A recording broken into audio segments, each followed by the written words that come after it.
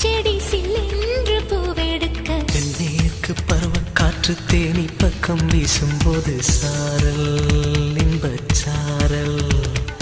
தெம்மாங்கு பாடிக்கொண்டு சிலு சிலுவென்று சிந்துதம்மா தூரல் முத்து தூரல் வெங்காட்டு பொத்த கள்ளி சத்தென்று மொட்டு விட செங்காட்டு சில்லி செடி சில்லென்று பூவெடுக்க